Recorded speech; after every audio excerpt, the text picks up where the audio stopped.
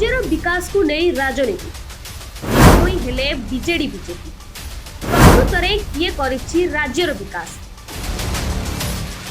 राज्य रे एबे चलीछि विकास रो हिसाब निकास जनतांक आगरे रिपोर्ट कार्ड रखिछंती मुख्यमंत्री मोहन चरण माझी एवं पूर्वतन मुख्यमंत्री नवीन पट्टनायक जहाकु नै सरगरम होईछि राज्य राजनीति कटक रे निज सरकार रो 7 मास रो हिसाब देई मुख्यमंत्री कहिछंती शपथ ग्रहण करिवार गोटिए घंटा मध्यरे 4टी निष्पत्ति निया जायतिला श्रीमंदिर रो चारिद्वार खोलिबा श्रीमंदिर रो उन्नति पई 500 कोटी पांठी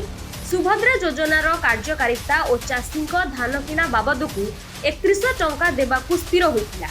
7 मास मध्यरे प्राय 2 लाख कोटी टंकार पुंजी निवेश पई मंजूरी दिया जायछि जेउथिरे 1 लाख रु अधिक नियुक्ति सुजोग सृष्टि हेबो उत्कर्ष ओडिशा कार्यक्रम रे विकल्प शक्ति आईटी सेमीकंडक्टर स्टील कृषि भित्तिक शिल्प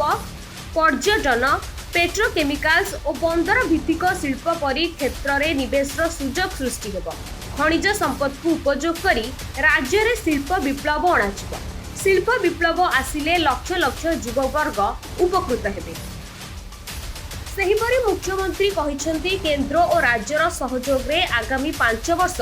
ओडिशा पई भित्तिभूमिर सुवर्ण सुजोग हेबो सेपटे पूर्वतन मुख्यमंत्री तथा विरोधी दल नेता नवीन पट्टनायक कहिसंती 2000 ରୁ 2024 मध्यरे ओडिशा विकास क्षेत्र रे अनेक माइलस्टोन हासिल करिछि एबे भारत सरकार को नीति आयोग आम काम को स्वीकृति दैछंती फाइनेंशियल हेल्थ इंडेक्स क्षेत्र रे Odisha 1 number होइछि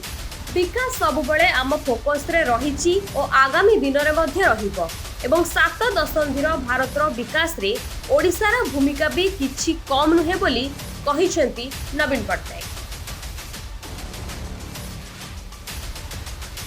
report ATV Odisha live.